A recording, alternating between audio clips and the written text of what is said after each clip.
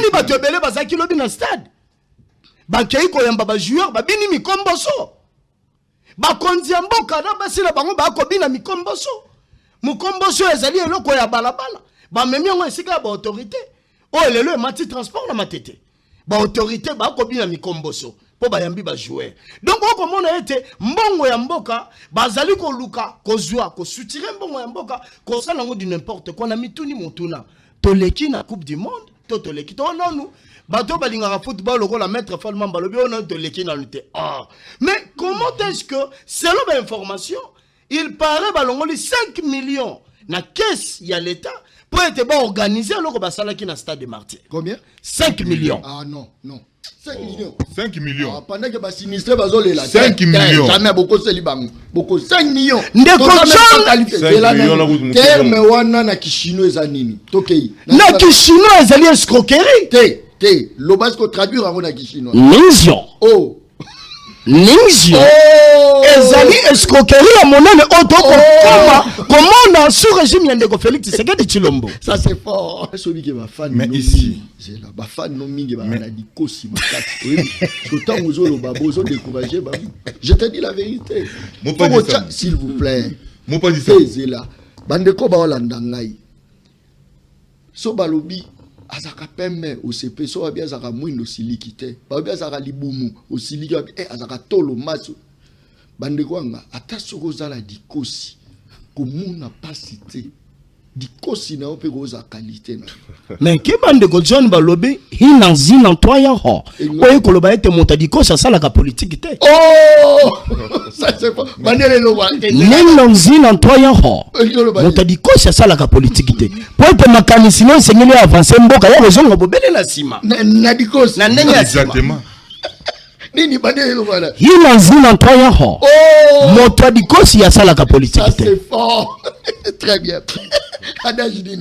Elingi koloba bandele lo kwala tete bandela pola bala ning nong zinonction. Oh oye koloba ete soki moto go sala malamu esengeli ko encourager yango ngai na ko encourager mwana mboka John Kabamba kende liboso moto a intimider yote tozali na mboka oyo soko meiko bimisa mutu boye baguru babimi kasi soki baguru babimi toko tindela bango pe ba soterel toko tindela bango mabanki balanda bango parce que bakoyi ko luka ko kanga o ezali vent o ekomema muta kende liboso te ndeko John na ye awa na se ya mbula na pasi pe mawa na pasi pe mawa c'est-à-dire nazali komituna mutuna papa Etienne Bisika alali papa Etienne azali na kimia ya komona lolenge nini candidat ya mama Daniel Bumba botika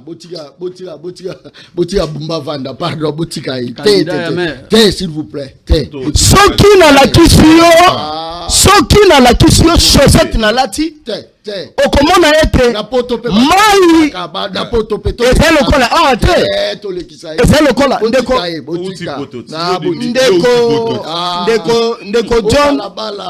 ndeko John tikanga na yebisa yo ete mboka oyo tozali lokola bato bako vivre na jungle tozali gouverner te pe na mituna mutuna Daniel Bumba penala la rape boyalali na ndaku na ye yo boyeli Bumba to nini toyeli Bumba te mais tokuti s'il vous plaît tokuti réalité o toyena ngona nzela to poli tala veste ya mwana mboka Falmamba tala veste ya mwana mboka Tusembeya tala ngai na lati ezali non seulement mbule beteli biso to kauki na plateau parce que na malile ezali na katia to kauki mais ba réalité ko mona ndenge mususu c'est Bumba mutabet abeti mbula Bumba incompétence na yende esali ete to dinda na babala bala to dinda na bapotopoto mais to koloba ndenge nini so lingil to la ka ba pantalon au moins ndeko John na committee na po kolongola ta soulier au moins na chaussette le lenge nini eko kendele mais soki nazalaki moto asalité to revivre ah te soki nazalaki moto asalité po lokola mai ekotelinga na chaussette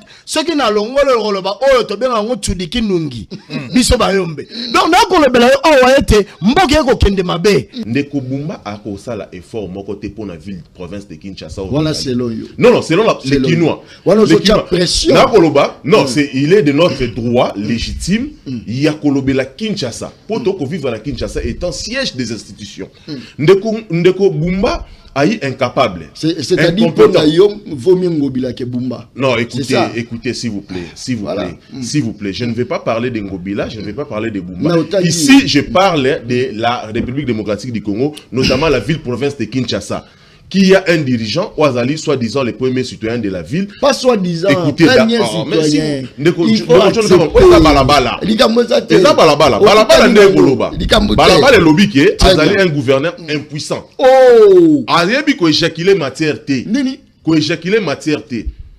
Étant un gouverneur, oui, il faut éjaculer la matière pour tout scientifique. Il faut éjaculer la matière. Ce que c'est là qui est opposition exacte. Mais pour nani ni ba voyou ou ya ba force du progrès ba betangai. Non, voyou. Mais non. Pourquoi ba betangai? Parce que ce sont des voyous. Bitumana biso ça na munoko. Mais ça na makopité. Voyou té. Loba ke ba betio parce que vous avez la capacité entre vous les hommes. Non. Et ça agression. Ben oui, il faut dire ça. Et ça agression. Et ça agression. C'est-à-dire agression on est l'ugolobani. Agression na ba attaquer par rapport à mes opinions. Parce qu'il y a l'opposition au jour d'aujourd'hui qui est incarnée par l'Alliance pour le changement. Lorsque vous parlez de l'inexistence, il y a opposition. Mais c'est justement parce que tout opposant au Yalinga qui a l'Oba, soit il était arrêté, le président national, honorable Jean Makabunda Kaboun, soit il était tué, comme Chéribé Okende, soit il est forcé en exil. Mais biso to boyango.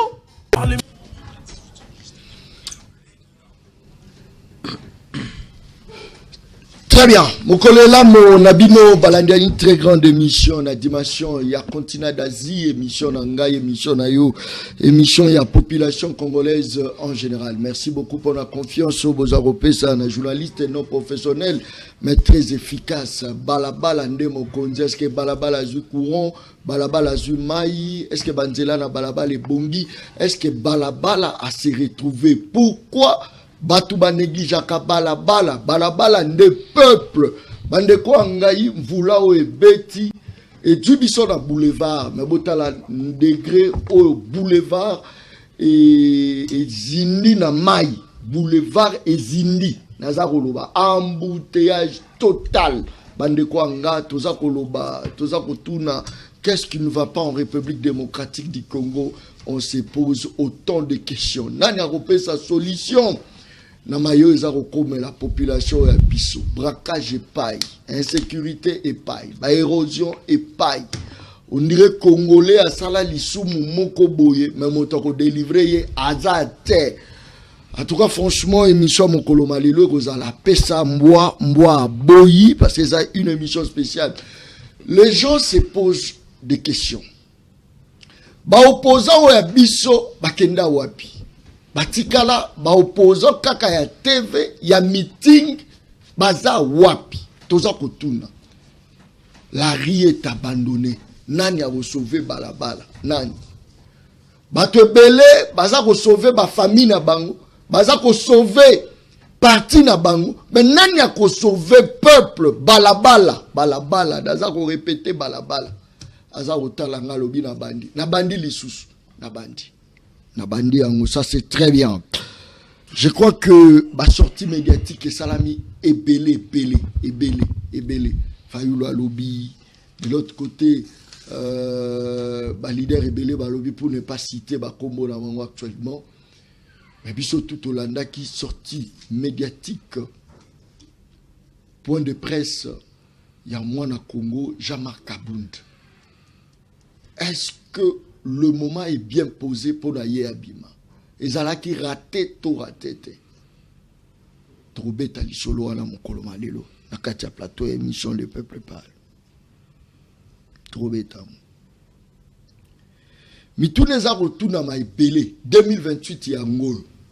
Ngongango ba kakoluka balabala. Ngongango ba koma ba papa social. Matembela simandaku. Ba misusu ba mibenga soki ba soso. Biso toza ba soso.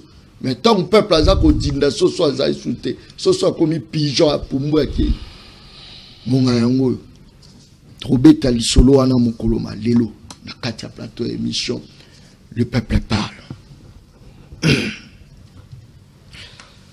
Ça c'est fort. Nazola Mbelabino banani. Nazola Mbelabino les généraux Oh, les lobes, ça, l'actualité. C'est vrai, ce sont de jeunes. Mais les opportunités, il y a Benga Bangola, Katia Plateau, il y a mon Kolomalelo. Pour tout me moi, ko beta li solo, na Katia Plateau, il y a émission, le peuple parle. Le 4 généraux. Bazalanga la Katia Plateau, émission, le peuple parle. Tout ça, là, Ndeko Fall Mamba. On a quand même habitué à Plateau là. Ndeko Mbote na yo. Mbote Mopanzi Sango. Mbote pe na ba Kongomani nyonso ba Rolanda biso de partout. Et puis Mbote pe na président national, à savoir Jean-Marc Kabound à Kabound. Et Mbote na bandeko nyonso ya Alliance pour le changement, banzo nyonso. Et puis Mbote pe na yo Mopanzi Sango. Et puis, nous avons plateau Mokolomandelo. Je pense que les lois sont des balabala et gangi. Balabala. Balabala et gangi. Et gangi. Vous êtes militant ou patriote? Gaï, c'est d'abord la patrie ou rien. Vous êtes militant ou patriote? Et on a la patrie ou rien. C'est-à-dire? On a comme un scientifique. Il y a un roi balabala. Mais na tout niveau, ozali patriote to militant. Na yano liobwe ngai nazali la patrie ou rien. Jean-Marc Kabound ou rien. Ça c'est très bien. La patrie c'est-à-dire école ou rien. Tout ça là tout ça bien. Ndeko. Mbote. Mbote ndeko John Kabamba, merci na lokaso pesi biso pour na koya koyanola na mituna ya bayi mboka ya bakokoma de partout bazali na pesi mbote na bayi ke banso bazako landa biso na ngonga oyoyo na pesi lisusu mbote na président national ya parti ya lingomba politique na biso monene otobengi Alliance pour le changement ainsi que le président de la coalition de la gauche congolaise na pesi lisusu mbote na les gros bébés de la ville qui est nourri par les laits maternels du gouvernement central, Ndeko Bumba, Pambate, Bambouteage, Bambula, Yalingaka Yangote, les lombu les beti, nzele za kokufa banzele zalité, na pesi mbote. Na pesi mbote na gouvernement provincial na Est-ce que c'est mbote là? Na pesi mbote. Il faut rappeler ça. Na pesi mbote, Pambate. Non, na pesi mbote, bakino ba kobenga les gros bébés de la ville qui est nourri par les laits maternels. Les laits maternels, il y a sans ben juste pour évacuer quand même ba déchets. Bayi politique, bayi lokuta mingi mingi. Bayi politique, bayi kokosa. Ezali befort yande Congo bila. Ngobila sali atikita na ye. En vertu ya principe ya continuité des affaires courantes de l'État, ye aeko hérité. Ça dit que c'est quelqu'un qui a trouvé la facilité na vie na ye. Abotami ayebi souffrance te, ayebi pasité, aeko continuer ba ko sa la union so ba ko lambela ye fufu, ba ko pesa ye mwasi, ba ko lakisa ndenge ba ko botisaka mwasi. Donc c'est un peu ça. Non, je parle en termes Non, na ko lobeza mambu ya solo, kino o yazali kino solo. Okoma mutango bila.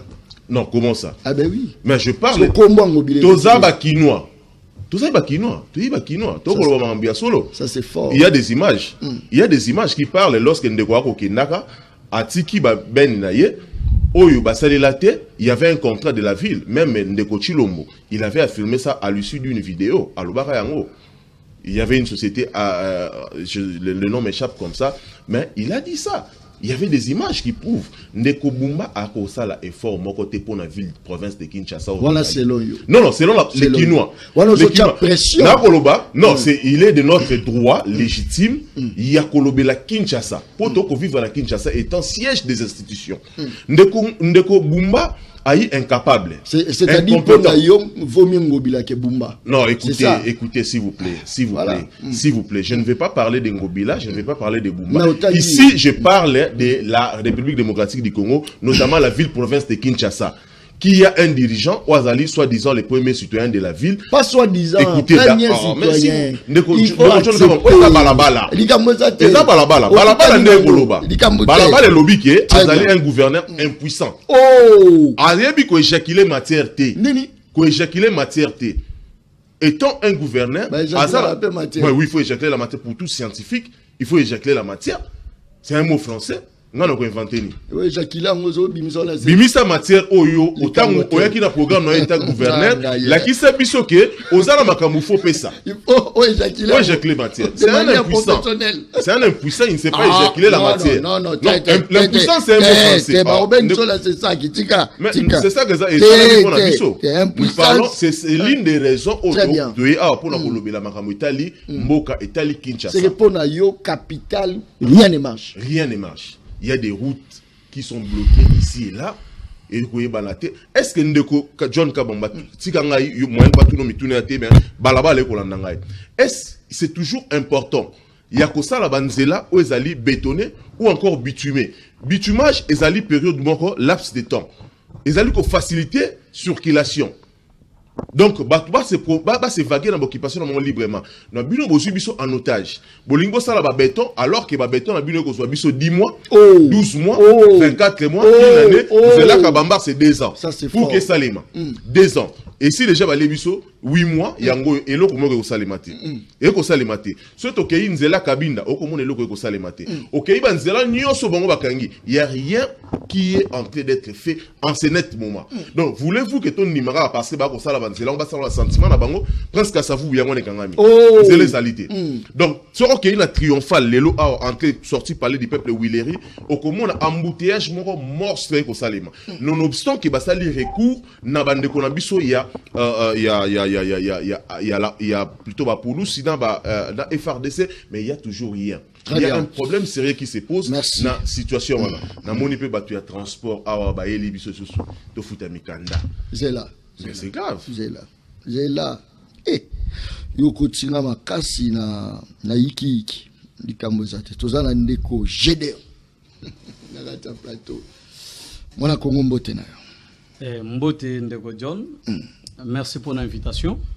Tango nazwa kimbela na yo. Il fallait que to bima. Le patriotisme oblige. Militantisme et patriotisme. Non, écoutez ndeko John. C'est l'amour du paysan bolingo mboka. Nde poussé biso to intégrer militantisme actif. Voilà. Yogoza bolingo mboka. Mais na militantisme tozo salani. Tozo bunda pona mboka. Ngana za membre ya opposition. Dans l'opposition, on ne paye pas. Mais qu'est-ce qui peut pousser quelqu'un à intégrer un parti de l'opposition si ce n'est pas l'amour du pays? Donc, patriotisme. Elle ne peut pas tinda yo sadere. Haine envers qui? Haine contre bateau baza au Kambabiso. Il ne faut pas confondre l'adversité politique na haine viscérale. Il y a une nette différence. Ceux qui s'engagent dans l'opposition, même la loi sur l'opposition politique en RDC reconnaît ça, la Constitution en parle. C'est parce que nanga moto zali kota la tomoni ke eloko ezali kota molade. Yango ende N. Te, wale za NT. Ngambo wana baza osa. Eloko ezali kota molade. Ndeko John, ça fait combien de temps? Pendant que batu ba évolution ezali. Ndeko John. Yo na motema mabe na yo zoloba N. Ndeko John. N na yo zotinda oloba ke rien ne marche. Ndeko John. Namoni obandi ngamba la boko. Na sisaki ata ko pesa mbote te. Na ko sisa ko pesa mbote na ngai, mais na répondre yo. Bunagana parce que un État, la première mission d'un État c'est sécuriser ses citoyens. Bunagana est occupé, ça fait combien de temps? Goma est occupé, Bukavu, ça fait combien de temps? La première mission, donc dans l'architecture institutionnelle, mission na yango, ya liboso, ezali ko sécuriser, banamboka ko sécuriser na territoire. Lelo ezali, c'est le cas?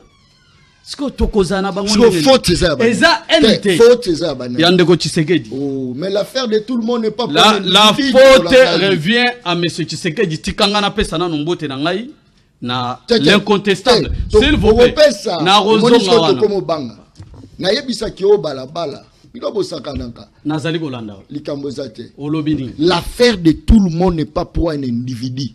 C'est un individu qui détient l'impérium, la décision sur ce qui doit être fait dans ce pays. Un seul individu qui est une institution. Il s'appelle M. Félix Tshisekedi. Donc tout ce qui ne marche pas dans ce pays, c'est lui. On veut devoir à un citoyen. Je connais les devoirs d'un citoyen. Ezani. Ça n'a rien à voir avec prendre les décisions en ce qui concerne la sécurité. Non, non. Yopé. Devoir nous anini. Le la mboka na biso eza occupé. Eza oya ko diaboliser. Eza oya ko diaboliser. Premier devoir yango na bimbi. Parce que je ne dois pas être un citoyen passif. Oh. Ndeko John. Il faut tobi matolobat. On fait des propositions. La plupart d'ailleurs des propositions n'a pas décision oyo peut-être Ndeko Chilombo aluki acha cohérence na maramunae. La plupart a ba proposition ou pas leader nabiso honorable Jean-Marc Kabunda, l'incontestable fils idéologique. Okineni place wanu Mathilde ro Emelia. Ezali Bosolo. Na yebiso que militantisme oui. Parce que nous devons faire le militantisme mais animé par le patriotisme. Parce que ceux qui ont animé par patriotisme mais aux autres les logoté c'est que olingi mbokate. Donc biso to s'engager na militantisme wana.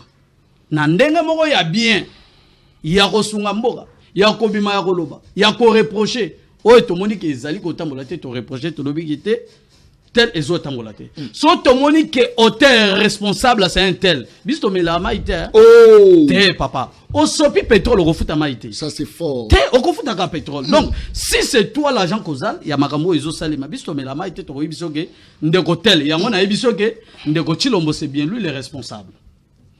Pas le peuple. Non, le peuple n'a rien à voir avec population ça. Et d'ailleurs, avec ces tartes, il y a dictature, ils ont imposé les lots. Le peuple ne participe à rien. Oh. Le peuple ne participe à rien. Merci. Celui qui est démocratie, et le système, et que le peuple a participé, n'a pas de décision, il y a moka. Est-ce que c'est le cas pour notre pays? Merci beaucoup. Au moment où il y a l'Assemblée nationale.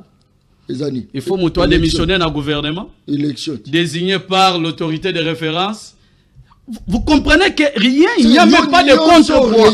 Il n'y a pas de contrepoids dans ces pays contre ceux qui sont là. Et bon, sera compétent. Non, non, compétent. Yotangina. Ndeko Chilombo. Nalobi bongo moto ba démissionner pour les lois comme président. Donc dans l'Assemblée nationale, batuyon sona baza compétent te ka o ya wuti kuna. Et bon so ba bizengi. Ah. Ça c'est fort. Bandelo wana. Donc Neko merci beaucoup. Ça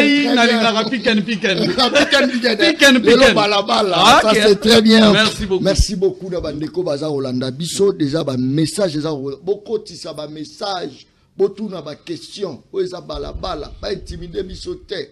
Ozo ça les a chaud, ozo ça les a beauté, intimidation to boyi balabala nde mokonzi. Balabala tala za kotala ngai kasi ye mutande kokumisa Kabila sisabidimu wana pesa kinini professionnalisme aza kotala nga ça c'est très bien.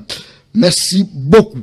Tozana ndeko José Mbumba mwana Kongo motena mbote mingi ndeko John pe matondo mingi na lokasi opesi biso pona koya ko solola o ezali ma ya mboka na biso République démocratique du Congo et sengeli koyeba ngo ete ba Congolais balabala evandi na minute oyo muto meka ko simba chaîne te ti na minute tozo solo la boye ba o baza wana na 10e mairie bazo tala balabala oh ba o baza na 11e mairie ba ko tala balabala na minute oyo milinge ko matalikolo mais misu na bango ezali likolo ko tala balabala oh ezali na adage moko chinois lo baka non sinon ah yope adage dino elingi koloba bandele lokola tete bandela pour la balabala non oh oye koloba ete soki moto ko sala malamu esengeli ko encourager yango ngai na ko encourager mona mboka John Kabamba kende liboso moto a intimider yote tozali na mboka o soko meiko bimisa mutu boye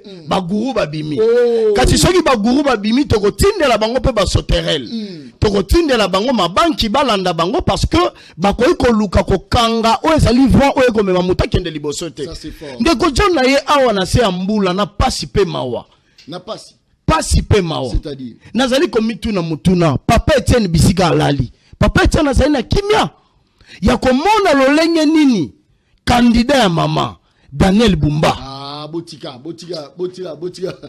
Bumba Vanda, pardon, botika. S'il vous plaît. Soki na la kisio, soki na la kisio, chaussette na lati. Okomona ete mai eza lokola awa te eza lokola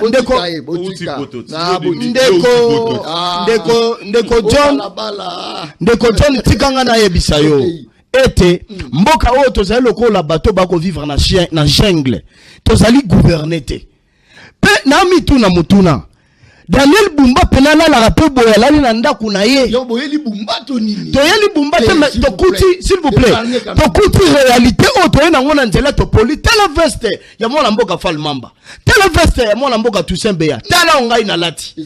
Ezali non seulement mbule beteli biso to kauki na plateau parce que na maline ezali na kati to kauki mais ba réalité ko mona ndenge mususu. C'est Bumba mutabet abeti mbula. Bumba incompétence na yende esali ete to dinda na babala bala to dinda na ba poto mais to kolo bandenge nini so lingil to la ka pantalon au moins ndeko John na committee na po kolongola ta soulier au moins na chaussette le lenge nini eko kendele mais soki nazalaki moto en salité to vivre a te ceux qui nazaki moto en salité pour le col mai et kotelinga na chaussette ceux qui na longolo roloba oyo to benga ngo tshudiki nungi biso bayombe donc na ko lebela yo awa ete mboke eko kende mabe yango wana esengeli gouvernance ya malamu ya gouvernance ya malamu wana nani akoya nango etali mwana mboka honorable Jean-Marc Kabunda moto longwa na assemblée nationale vice premier président ya Assemblée nationale andimi akende ko servir balabala na opposition lelo yo ceux qui biso de l'habitude sur pouvoir était tozali na parti politique non seulement ba cadre au bazali na mayele le col chose par exemple to l'habitude kendata na IGF to cha moto le rôle na IGF mais sans débat lelo yo ba enquête zo suka wapi na IGF mais ce que moi na mboka commissaire Jean-Paul Kaloubi au tien na IGF a contrôlé atal montako yi bazalité donc au comment a été passi na pesi mbote na la première dame mama Tina o Rolanda biso bisiga azali mbote na ba kongomani nyonso oyo la très distinguée première dame la toute première femme du changement la très distinguée première dame mama Tina la Kabunda toute première femme du changement non première dame à mon koboti non la première dame du changement mama Tina Kabunda ndeko nanga je bisanga yi makambo première dame non te biso tozolo ba biloko ekoma respect na mama ba mama nyonso respect mais biso tokolo ba première dame du changement mais na moni ba tebele bazaki lobi na stade ba kei ko yamba ba joueur ba bini mikomboso ba konzi mboka na basila bango ba ko bina mikomboso mukomboso ezali eloko ya balabala ba memi ngo esika ba autorité o lelo mati transport na matete ba autorité ba ko bina mikomboso po ba yambi ba jouer donc on komona ete mbongo ya mboka bazali ko luka ko zwa ko soutire mbongo ya mboka ko sala ngo du n'importe quoi na mituni motuna to leki na coupe du monde to leki to nonu bato balinga football loko la maître Falman balobi on to leki na lutte mais comment est-ce que selon l'information il paraît balongoli 5 millions na caisse ya l'état pour être bon organisé loko basala ki na stade de Martyrs. Combien? 5 millions. Ah non 5 millions. 5 millions. Pendant que bas sinistré bazole la 5 millions. Jamais beaucoup celibango. Beaucoup 5 millions. Ndeko John terme wana na kishino eza nini? Tokei. Na kishino ezali escroquerie. Te lobasko traduire en na kishino. Mission. Mission. Ezali escroquerie à monene auto comment sous régime yandeko Félix Tshisekedi Tshilombo. Ça c'est fort. Ezali pasi makasi. Très bien, merci beaucoup Likambo ezalité Fal Mamba. Mon Congo. Par moi c'est comme si l'opposition n'existe pas. Na kati ya mboka la biso. Bato basa komi tuna ba question ba opposant ba kenda wapi. Malobonga. Merci beaucoup Mopai Sango. Mpona motuno tuni yali motuna moko ya malamu mingi koleka. Heureusement na plateau de tovandi ya mutaliko si azate. Nini? Heureusement na plateau ndenge tovandi ya mutaliko si azate. Ya. Liko c'est ça iso. Te mposo komoni distinction ya batu ya likosi na kati ya politique et inko bakaka médiocrité. Tete. koloba bonde. Est-ce que va fan mais ici c'est là ba fan no mingi ba na di kosi makati. Oui. Autant vous le babo zo décourager ba. Je te dis la vérité. S'il vous plaît. Mon pas dit ça. C'est là. Bande ko ba olanda ngai. So balobi azaka pemme au CP so ba bien azaka mwindo silikite. Ba bien azaka libumu au siliki azaka tolo maso. Bande ko nga ata soko zala di kosi. Komuna pas cité. Dikosi na ope goza qualité na. Mais ke bande ko John Balobi hina zina toya ho. Oye koloba ete monta dikosi sala ka politique te. Oh! Ça c'est pas. Bandele lo wa. Nena zina toya ho. Monta dikosi sala ka politique te. Po ete makani sino sengeli avancer mboka ya rezonga bobele na sima. Na dikosi. Na ndenge ya sima. Exactement. Nini bandele lo wala. Hina zina toya ho. Oh! Monta dikosi sala ka politique Ça te. c'est fort. Très bien. Donc, Moutadiko, ça va ça. Eza injurté, s'il vous plaît. Eza injurté. Bandeko baza Olanda biso. Ngala za ndeko langa moko boza pe na marteau. Mais pour na yeso lo boza la diko si marteau a sekaka sekela. Donc au monde a té le rôle là bala bala négligé bato dikosi. Na lela bino fort. Surtout bato dikosi, ça c'est très bien. OK. Merci. Mon pas dit ça. Tout ça il faut préciser quelque chose de très important, à savoir que na constitution na biso et le beli mambi maimatali opposition politique. Très bien. Mais constitution na biso etikali kolobela o to bengaka lelo selon contexte il y a transhumance politique o ba bengaka opposition républicaine. Jamais na constitution balobela ngo. Constitution lobby opposition politique. Mais aujourd'hui dans la République démocratique du Congo, toza na face, il y a des oppositions. Toza na opposition politique. Aujourd'hui, sans contester, ils allaient incarner par mon amboka Jean-Marc Kabunda Kabund. Et puis, ils allaient dans l'opposition armée. Où ils ont incarné dans mon amboka Nanga. Mais opposition armée, ils allaient reconnaître dans la constitution d'Abisso. Tangi li français makasi, bakoyeba que opposition armée, ils allaient insurrection, topé, rébellion. Mais maintenant, dans le contexte, il y a le loto na motuna yotuni en ce qui concerne l'opposition. Mais non, l'opposition, nous sommes là. Si jamais il y avait l'opposition, mais jamais que Kabunda n'allait pas être arrêté. Ce qui est opposition, Kabunda n'allait pas passer 30 mois en prison. Ce qui Kabunda sala 30 mois en prison, c'est que l'opposition est allée. Ce n'est pas parce qu'il y a ça une allégation. Non. C'est ça. Je ne sais pas. La déclaration, John, je mets les téléspectateurs en défi. Je te mettais en difficulté. Ce qui te kenayo sur le plan, il y a infraction entre guillemets, basé qu'on reproche moi Namboka Jama Kabunda Kaboun. Sur le plan, il y a forme un fond. Au monde c'était du bla bla bla bla. Ça n'avait rien à voir par rapport à Otto Kobenga, droit commun congolais.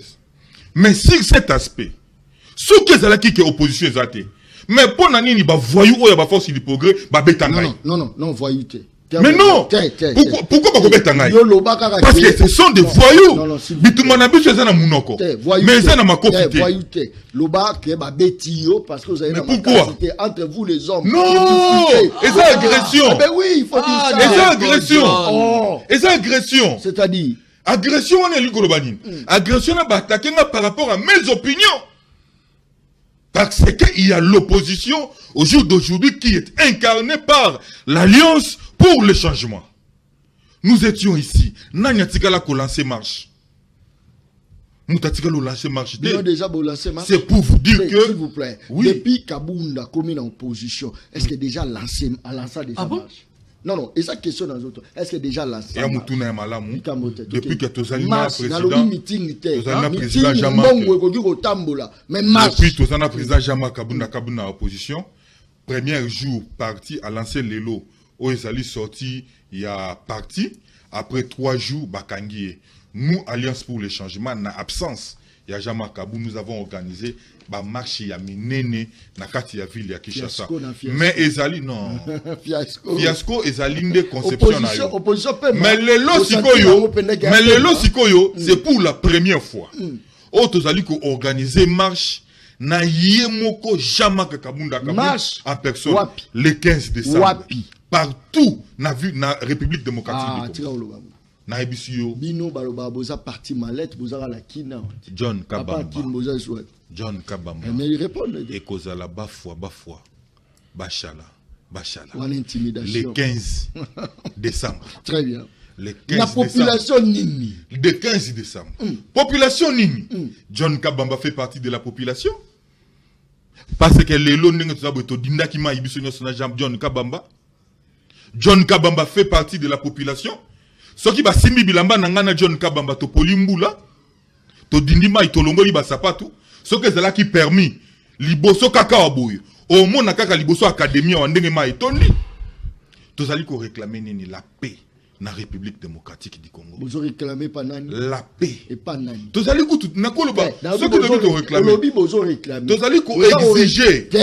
Loba la suite ba liboso. Oui. Ça ko réclamer. La paix. Et pas chef de l'État, le président de la République. Félix Antoine. Rôle yande Kotiseke des alinines. Président. Non. Vous n'allez pas m'obliger quand même de dire ce que vous voulez. Ou bien comme vous intimidez. Et comme il y a Kana. Na lobby boye. Ndeko Tshisekedi. Rôle na ezali ya ko sécuriser ba Congomani. Est-ce que Tshisekedi depuis qu'il est au pouvoir a ça sécuriser biso? Et ça rôle à l'État ou rôle à Tshisekedi? Non, ici nous parlons de Tshisekedi comme institution. Non, s'il vous plaît. Rôle à l'État, Zani. Non, mais l'État, Yoka, l'État est incarné par qui? L'État est incarné par les dirigeants. Est-ce que vous dites que séparation à pouvoir, Zani? Non, écoute. Est-ce que vous dites que séparation à pouvoir? Séparation à pouvoir. La République démocratique du Congo est allée sur papier. Mais en pratique, ce n'est pas où tu as vivre. Yebisanga Tozali, le seul pays au monde où la plateforme Congo Nango, Union Sacrée, autorité morale na bango nani, président de la République au monde, ça la recherche. Le seul pays au monde où ba membre union sur le gouvernement. Baza ko appartenir na plateforme oyo wapi mokonzi mboka azali autorité morale. Yango pexi bino bosa l'opposition. Non. Yango pexi bino bo sensibiliser. L'opposition aujourd'hui. L'opposition. Ozo telemela nini. Nous nous opposons. Toi ça ka haine. Wana ezali motuna ya malamu. Très bien. Motuna moko très pertinente. Parce que lelo soki to côté les mezalini. Ezali incompétence notoire ya ndeko Tshisekedi na bokamba miyamboka. Incapable de sécuriser le peuple congolais. D'ailleurs, je vais te choquer. Est-ce qu'on a vu que la guerre entre guillemets, où ils sont à niveau à Est, et qu'on profite quand on a battu Balé? Et qu'on profite de la corner, parce que moi, je suis effort de guerre. Misolo wana Tshisekedi muta ko justifia mo oye moto akolia ngo na baninga na ye nanga ba kolia ngo na baninga na ye yango balingi te pezonga photos à la discours mo ya malonga tant mo keza ko attaquer discours mais faut pas ko accuser bato non il y a des responsables s'il vous plaît il y a des responsables Tshisekedi et ye mutazali censé ya ko sécuriser ba Congomani. Maintenant, à faillir, na ba mission na ye, ya ko sécuriser ba Congomani.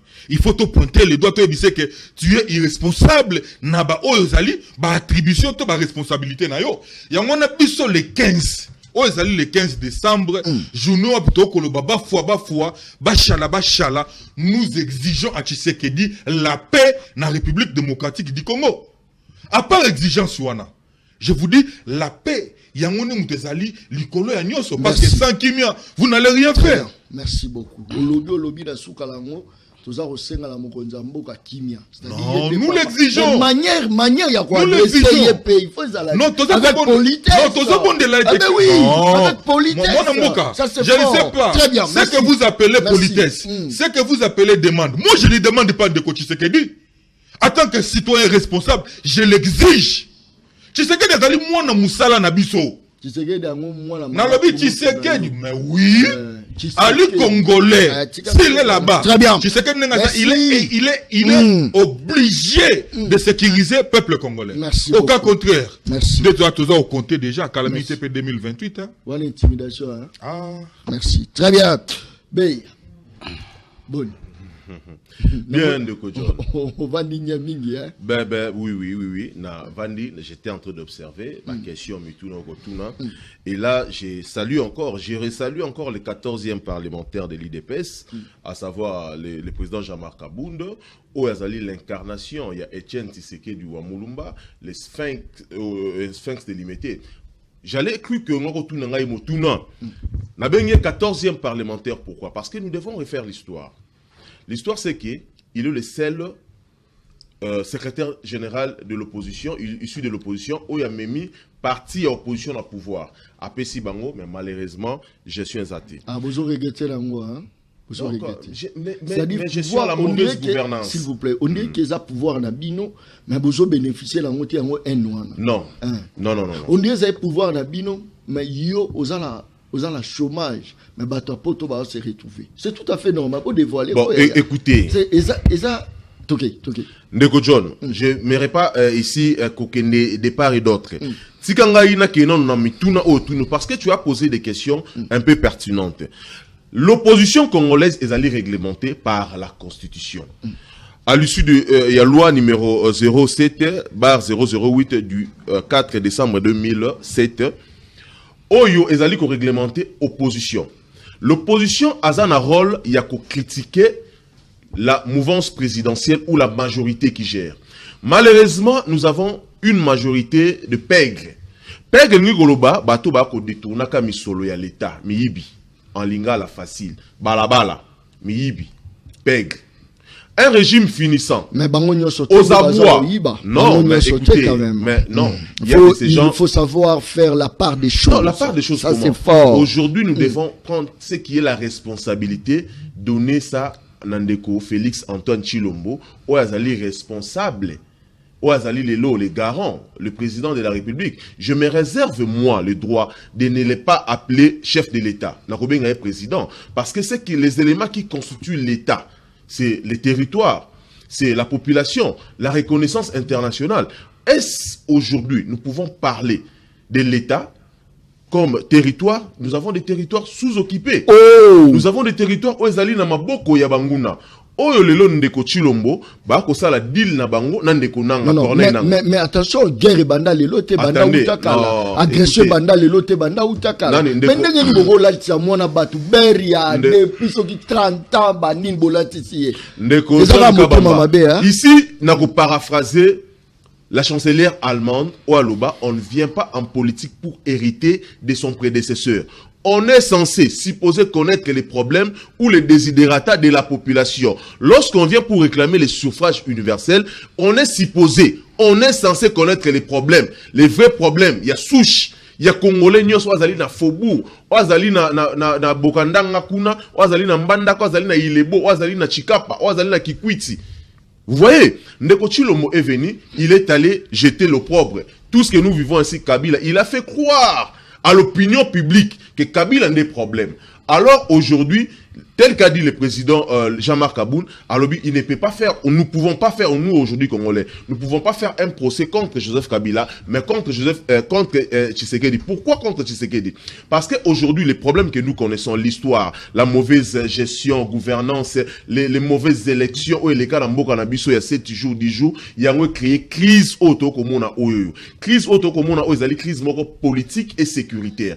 En ce qui concerne la politique, il n'y a pas la cohérence. Il n'y a pas une vision nette et claire pour gérer la Respublica. Comment on a problème de recoute en ango? Ce qu'il y a une crise sécuritaire, plus de 250 groupes armés. Sous l'œil impuissant du régime, il y a Ndeko Chilombo. Sous l'œil impuissant du régime, il y a Ndeko Félix Yemoko, incapable de donner les solutions. Mais il faut que sur le plan diplomatique. Alors, c'est une très belle question. Ce qu'on a un plan diplomatique, au monde a Doha échoué. Au monde à Washington échoué. Rwanda échoué. Nairobi échoué. alors ndeko Chilombo et ndeko Nanga bazana deal na bango ou bazali kosala. Je m'assume. Laissez-moi expliquer. Et là balabala Congolais oaza na Masina quartier 3. Congolais oaza na Kingasani, oaza na Mapela. Et si quand nzele za la raté, si quand za la raté, ba vivara kuna, c'est-à-dire ce sont des couples qui vivent là-bas. Et ça relation amoureuse ça rende celle distraction na bango kuna. Alors ils ont besoin d'écouter ce que nous sommes en train de dire. Le problème aujourd'hui s'appelle Tshisekedi Félix Antoine. Pourquoi? Il est en train de gérer cette guerre pour ne pas organiser les élections. Élections à la tête pour nanine. Intérêt nae ezalin. Les efforts où ils allaient allouer la guerre. Ezala gérer bako liango, bako kabolango, bako soma banda kuna bango na Dubaï, ba concession na Dubaï. Alors ndekonanga webike ndeko John s'il vous plaît. Webike parti na chité awa. Parti o nanga ko gérer lelo oyo. Ezali plus grande que la Belgique et le Rwanda. Ezali plus grande. Ndekonanga ako futsa ba impôt na ye. Ako futsa ba taxe na ye. Population ya est ezali ko souffrir. Mais condamner bango au lieu de condamner les chefs de l'État. Non. Mais condamner pourquoi on est chef de l'État? Pourquoi on est président de la République? On est président de la République pourquoi?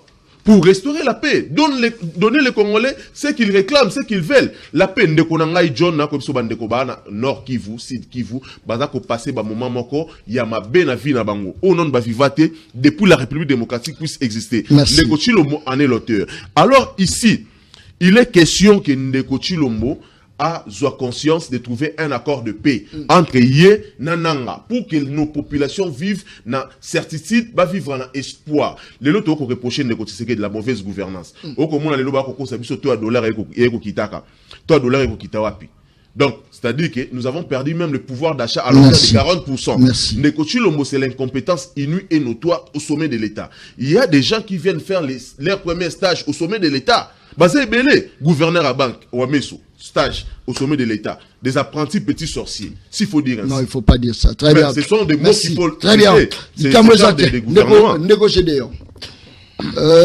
Conférence de presse organisée par mon Congo, Jean-Marc Kabund. Apparemment, c'est comme si elle était à côté. Apparemment, c'est comme si la population a zappé en gros. Apparemment, c'est comme si il n'y a pas comme que jouer rôle à Bangouna Mboka. Merci Ndeko John pour la question. Une très belle question d'ailleurs. Namoni oyebi na yo oyo ba effet oyo point de presse ou conférence de presse il y a président national honorable Jean-Marc Kabund et Salaki. Mais je pense que ils ont semblé à Mouké. Ils ont semblé à Mouké. Point de presse wana et Salemi na moment moko il fallait que ça se passe. Parce que lui a été jaratan. Il s'est organisé un accord de déverrouillage. Vous voyez bien, IDP c'était qui vide. Et ça a été ce qu'on a dit. Jean-Marc Akenda a un accord depuis longtemps.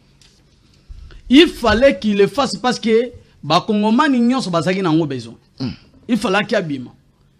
Monier na posture na ye, il y a une proposition, il y a salaka. Le gouvernement de la République, pouvoir incompétent, et qui profiter de yango pour y en œuvre. Il vous souviendra qu'il a proposé qu'il fallait qu'il y ait, bien entendu, des solutions à deux niveaux. Premier niveau, à niveau international, entre le Rwanda et la République démocratique du Congo. Alors qu'il y a des proférer des menaces ici. Gama kolala lisusu nanda kuna yete. À partir ya Goma, toko atteindre Kigali. Souka tomoni na conférence ako senga pardon avec sebiso nyonso soni non asenga pardon non ndeko John ezali boso ya mabeto lobi ya malamu voilà. Lobi Il fallait qu'il sorte à sali ba proposition o ezalaki importante et puis na mo inquiétude sur le plan sécuritaire sur le plan économique et sur le plan politique. Parce qu'actuellement il y a que 3 leaders. 3 leaders vous dites. 3 leaders. Il n'y a que 3 leaders. Ok. Il y a l'institution président de la République, tout ça la Joseph Kabila, tout ça la Martin Fayoulou. Ok. Binosko Bozala Nani. Merci. Boza Wapi. Parce qu'en réalité, il faut s'allier à 3 personnalités. C'est une obligation. Oh! Et ça obligation. Donc biso toya politique pour te s'aligner de Nassima Moutou. Nazo toutes nos questions. Depuis 2022. Mais parce que yo Moutozo affirmé. Première question. Depuis 2022 jusqu'à ce jour, parti politique nini ya opposition et ça les marche dans le terrain. Depuis 2022 jusqu'aujourd'hui 2025. Parce que dans le PSA 2022, par rapport, il y a date d'arrestation du président national honorable Jama Kabunda Kabunda. Balinga qui est sous opposition dans beaucoup côté. Lorsque vous parlez de l'inexistence, il y a opposition. Mais c'est justement parce que tout opposant au Yalinga qui a le soit il était arrêté, le président national, honorable Jama Kabunda Kabunda, soit il était tué, comme Chéribé Okende, soit il est forcé en exil. Mais on va exister. Nous avons organisé plusieurs marches. Et SIDA a organisé combien de marches depuis 2022 jusqu'à aujourd'hui? C'est ça les questions qu'on se pose. J'ai beaucoup de respect envers le président national de l'ECD, le président Martin Fayoul. Mais la réalité, depuis 2022 jusqu'à aujourd'hui, c'est combien de marches qu'ils ont organisées.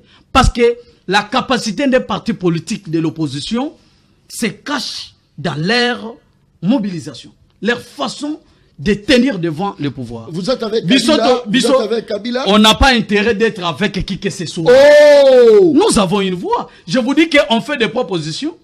Oh, le président national a outé que ça là. Et puis, bah, tu vas pouvoir profiter na yango. Alors, Ndeko John, il faut tout l'entendre. Kabila, s'il veut faire l'opposition, qu'il revienne au pays. Parce que quand on est fort, on ne fuit pas, on reste au pays. Tu penses que Jama Kabunda est fort? Tu penses que Kabunda est fort? Voici la force de Jama Kabunda. Apparemment, c'est comme si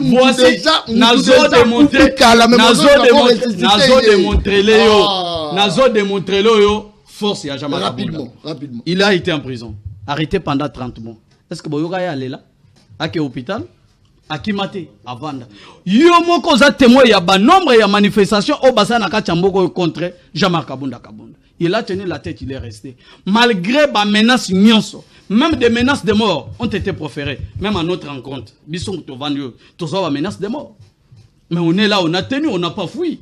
Aujourd'hui, il est là dehors. On a organisé, on a mis en place une machine politique. Je viens de vous dire que Tokenden a code de déverrouillage. Alliance pour le changement. Une alternative crédible à un échec à Félix Tshisekedi.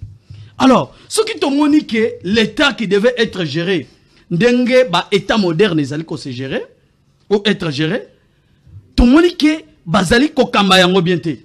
Il faut sortir, il faut le dire. Yango Yokaki, Abimaki Alobaki, il a reproché pas mal des questions, il a parlé pas mal des questions qui concernent la sécurité. Oitozo Monake, il n'y a absolument rien sur terrain. Oyeko, comme me la biso kimia. Tentative union, il y a qu'on résoudre un problème. À partir de Nairobi, Luanda, camarade de Ndekunangai, Toussembe Yaouti Kolobayango, Doha et Washington. Tina résolution auto, c'est là qui kozwa. 2773, il y a conseil de sécurité. Tola lisi yango. Tola lipongi. Alors que Banderonabiso Bazali Kokufa na Est. Très bien. Merci. Je vous rappelle qu'un État a 3 intérêts capitaux. Le premier intérêt, ce sont des intérêts politiques. Oyo tozali kokuta sécurité ya peuple. Ça c'est parce fort. que sans sécurité, on ne peut pas vivre. Il y a les intérêts économiques. Il faut qu'on l'andela, qu'on lia ya banamboka. Combien de promesses nous avons reçues? Ça c'est fort. Akitana c'est le kuna loba. Les intérêts, la lobby, les intérêts, il y a les intérêts politiques. Wana na kati to kokuta sécurité. Ça c'est fort. Wana nde faut ko sécuriser banamboka. Au moins insécurité urbaine ndenge ezali ko sala. Makasi. Bato bazali ko kufa bazo boto la biloko. Ndeko na ngai. Kasi yango nazolo. Intérêt économique. Wana il faut qu'on veille que mwana mboka a assuré moi sécurité alimentaire, moi suffisance alimentaire. Mais tout ça aussi un intérêt culturel. Il faut qu'on sauvegarde l'identité culturelle. Très bien. Mais ndeko tshisekedi azali ko zo yango te so na ndenge. Malobonga Munayo. Est-ce que vous réfléchir 10 500 fois pour organiser une marche? Est-ce que vous raisonnez vraiment pour la matinée politique? N'est-ce pas que le moment est à ma paix aux populations, ils vont comprendre que l'opposition a ça l'embel. Vous risquez de ça la fiasco. Est-ce que vous réfléchissez pour votre chadat? Malobonga Munayo. Merci beaucoup. Baebi Sagibiso chadat, tout chadat. Date ezali bobele moko le 15 décembre oyo biso nyonso na balabala. Balabala koyemba. Papa Etienne Landa Bango. Landa Bango. Papa Etienne Landa Bango. Papa Etienne Landa Bango. Papa Etienne Landa Bango. Landa Fachi. Papa Etienne Landa Bango. Landa Bumba. Les 15. Les 15. Papa Etienne Landa Fachi. Landa Bumba. Les 15. Ndeko John Kabamba nazali koyebisa yo. S'il vous plaît. Oh balabala. Oh balabala. Balabala ndeko yemba. Balabala ndeko yemba. Balabala ndeko yemba. Oye mission balabala. Papa Etienne Landa Kabu. Eza balabala. C'est ça quand biloto bongo comme le roi Moussel Kindou. Papa Etienne Landa Bango. Non, ici nous analysons. C'est ça quand benga bino. Mais nous allons répondre. Balabala. Non, tika. Bisto banga rate. Ndeko John, je pense que tozali awa na kati. Tozali awa ndeko Landa Bango. C'est quoi ça? Landa Kabuya. Tika. Landa Bumba. Respect. Landa Doudou-Famba. Non, respect moi. Oh. Tika biloko. Papa Etienne. Mais c'est pas son respect. S'il vous plaît, s'il vous plaît. Tolobi boy. Papa Etienne Landa Bumba. Ndeko John. Pona nini? Bumba. Papa Etienne Folandi. Tika biloko aboti ya papa. Nazo kelande Bumba mawa Papa Etienne Landa akokimela ndenge nini? Non, évitons ça, s'il vous plaît. Na yoloba awa boy. Loba. Tant que le balanda bango, c'est-à-dire esprit à Papa Etienne Tshisekedi wa Mulumba ezala na kati ya Jean-Marc Kabunda. Jean-Marc Kabunda est le seul homme politique oyo Papa Etienne Tshisekedi wa Mulumba atikela gen kodia avant kende azu apese kodia lobi kodia oyo ndeko mema mboka na changement na mbongwana. Yango tozolo ba Papa Etienne alanda ba oyo bazali libanda ya idéologie na ye. Parce que oreille kozala mono ya boti mais ozali monsika na idéologie. Yango balobaka un fils politique azali différent d'un fils biologique. Donc Jean-Marc Kabunda c'est le seul fils idéologique et politique d'Etienne Tshisekedi wa Mulumba. Tango kende a même na kata chambre haute. Alaki si les ABC politique atalisa lobi ete onde ko pesa yo makambo pe ondo zali na clé comme mbongwana na République démocratique du Congo. Yango amonaki Jean-Marc Kabunda apesa ki ba idée o esengela ki po ete Félix Tshisekedi ba ko changer na régime na ye mais Félix Tshisekedi alinga kité. Entre autres, la réduction des trains de vie des animateurs des institutions. Pour Jean-Marc Kabunda, mon limo Papa Etienne Tshisekedi wa Mulumba kotela ki ebisa ete balabala liboso nyonso sima. Kiti ça, salaire ba député, mbongo wana bazo ba pesa ba enseignant pour être ba enseignant be bazali ba balabala. Ça c'est fort. C'est ça. Donc, vous allez comprendre que objectif ya marche na biso ezali pona ko kende ko réclamer. Tozali ko réclamer o ezali paix et paix durable. Ezala de pomba. O ba vande libiso ba lingi peso ngate na mboka. Pomba nanga na pomba Tshisekedi. Mais yango na. Na okate mission la brutalité hein. Non. Mais yo marche excusez-moi. Ndeko John Kabamba ezala de pomba. Pomba Tshisekedi na pomba nanga. Mais tika ngai na loba ba ida na ngai Ndeko John Kabamba. Balabala zoloba. S'il vous plaît. Oyebike oyiti outobeta mande. Oyobo Papa Etienne Landa Bango. Landa Bango. Nazo. Petit ya biloko, ce n'est pas bien. Très bien. Toko minga suka. S'il vous plaît. Dernier mot. Tozali ko kende na suka. S'il vous plaît. Dernier mot. Tika ngai na silo. Tika ngai na silo. Tika ngai na silisa. Matinée. Bo tika ngai na silisa ide na ngai. S'il vous plaît. Ndeko John Kabamba tika ngai na silisa ide. Na bandeko lo baba pomba parce que eza na debatu. Eza lokola bayokani. Yo kaya na kwa na yo, ngabe na kwa na nga. Yo liaka ba minéraux ezali ko se produire. Kuna na Goma, bisika wana nyonso, za lokola président de la République ya kuna. Ndeko John Kabamba, c'est un grand danger. Le Congo ezali derrière danger moko ya balkanisation. Et sengeli balabala to éviter balkanisation. Yango moni biso to telemi pona ko exiger kimia ezonga na mboka. Ndeko Félix Tshisekedi, Jean-Marc Kabunda pesa ki conseil alobi ete kende ko solo la d'abord na niveau international, c'est-à-dire au vanda yo na Rwanda na ezali sous médiation internationale pe okozonga na kati pona ko luka ko sala o te benga dialogue inclusif pour te bana nyonso mboka ba vanda ba solo le sika moko mais tokena Washington et pété tokena Doha et pété et tindi solo nazali koyebisa yo makambo ekokende malamu te yango wana ndeko John Kabamba mpona koshite nazali kobenga bana nyonso ya coalition de la gauche congolaise mokolo ya le 22 novembre 2025 biso nyonso samedi oyo na terrain ya GD tokotambola na nzela parce que esengeli pe ezonga na est ndeko Félix Tshisekedi azali kozwa biso bana ya bebe bokotambola pe na bana na bino banani biso totambolaka biso nyonso bana na poto te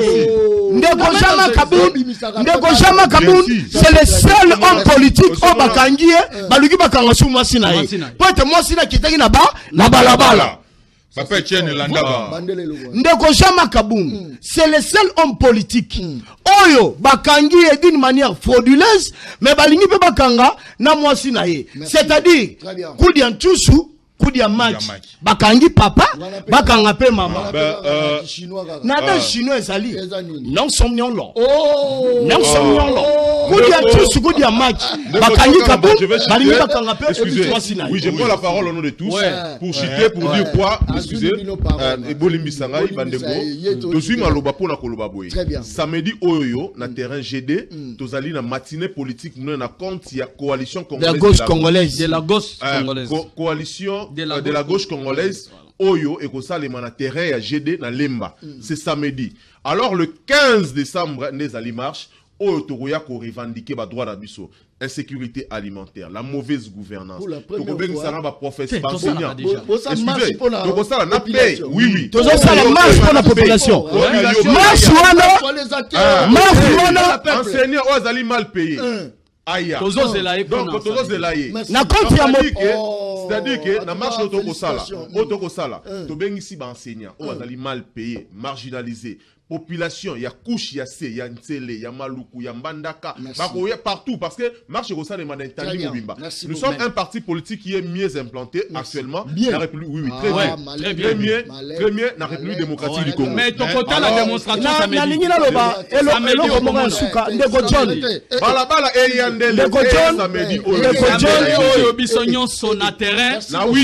Très bien. Merci. Kaka de sila lobaka émission ngeza baleine balia kaina mokolo moko te balia ka baleine ndamo émission sili seul journaliste l'unique journaliste atika ozana tendance et le quoi papa Etienne Landaba papa Etienne Landaba papa Etienne Landaba Landa Bumba otika biloko wana nazoko na okatebi papa Etienne Landaba s'il vous plaît le seul et l'unique journaliste atika ozana tendance te yeyo John Kabamba toujours bunda pour intérêt à mboka mokolo changer to beti so changer te to lobby population Landaba Landa Fati Landa Fati